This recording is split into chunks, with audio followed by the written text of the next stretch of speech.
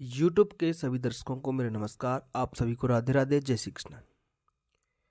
पाठ 19 जब मैं पढ़ता था, हिंदी सप्ताह 26 दिवस 1 में आप सभी का स्वागत है। तो चलिए बच्चों, अपनी अभ्यास पुस्तिका निकालिए और शुरू कीजिए आज का अभ्यास कार्य। चित्र पर चर्चा। प्याऊ से पानी पिलाना कैसा काम होता है? तो ये बहुत ही पुण्य का काम होता है, ये धर्म का काम होता है, किसी भी प्यासे को पानी पिलाना।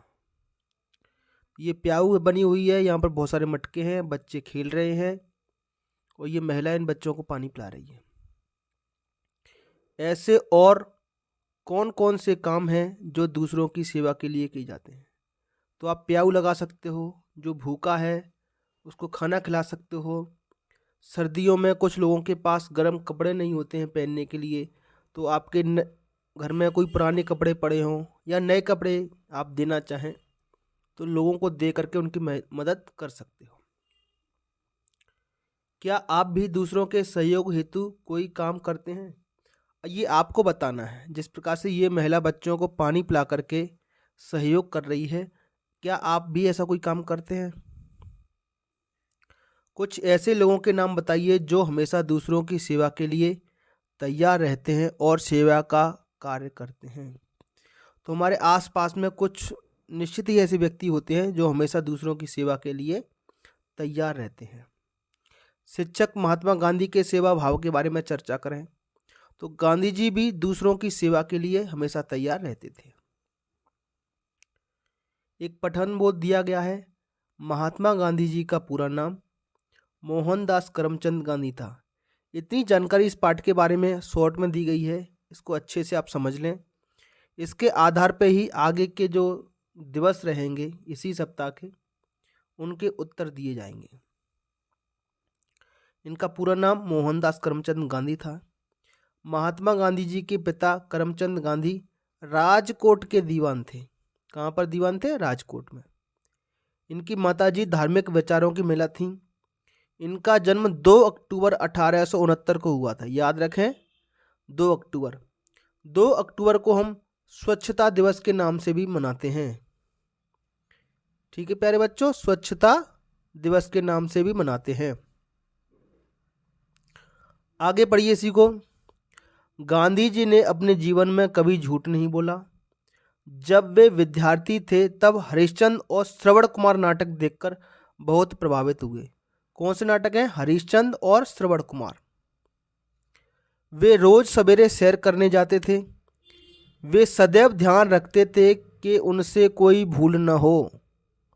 क्या ध्यान रखते थे? कि उनसे कोई भी भूल न हो जिससे उन्हें दंड मिले।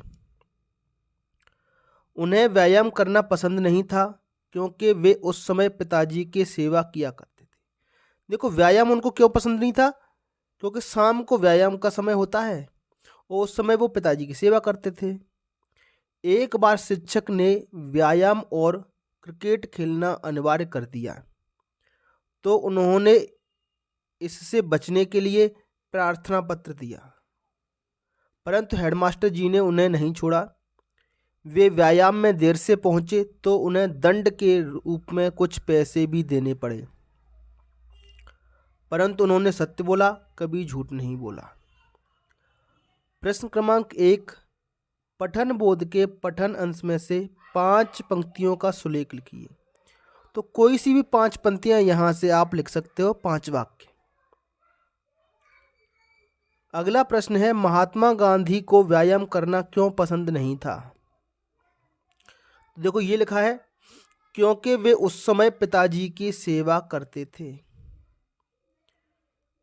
क्योंकि वे उस समय पिताजी की सेवा करते थे, इसलिए उनको व्यायाम करना पसंद नहीं था। गांधी जी सदैव क्या ध्यान रखते थे? वे सदैव ध्यान रखते कि उनसे कोई भूल न हो जिससे उन्हें दंड मिले।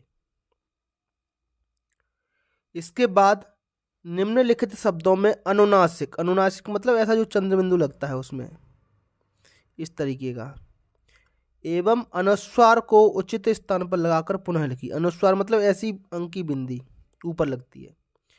तो चाँद, इसमें आप अनुनासिक लगा दो तो शब्द बन जाएगा चांद। ऊंचा, ऊ में अनुस्वार लगा दो तो शब्द बन जाएगा ऊंचा।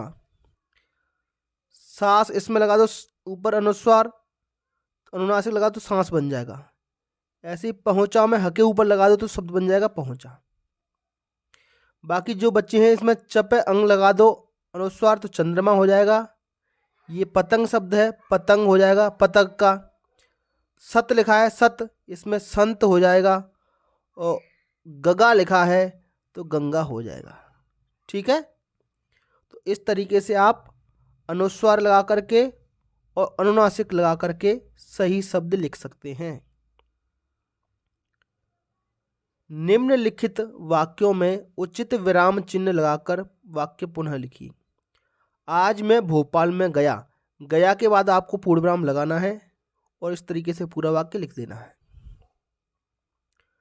अरे आप यहाँ आ गए, तो गए के बाद पूर्ण विराम लगाएं और अरे के बाद ऐसे विस्मयादि बोधक लगाएं और इस तरीके से पूरा का पूरा वाक्य आप लिखें।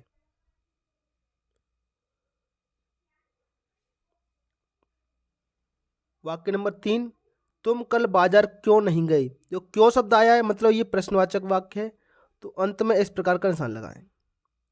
तुम कल बाजार क्यों नहीं गए और ऐसे निशान लगाएं बेटा, ऐसे। ठीक है, ये वाला सही होगा, इस तरीके का।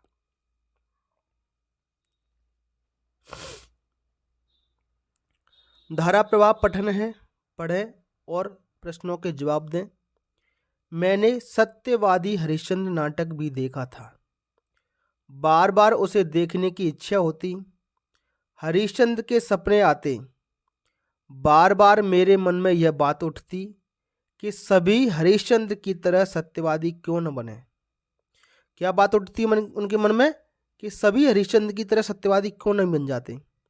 यही बात मेरे मन में बैठ गई कि चाहे हरिश्चंद्र की भांति कष्ट उठाना पड़े पर सत्य को कभी नहीं छोड़ना चाहिए।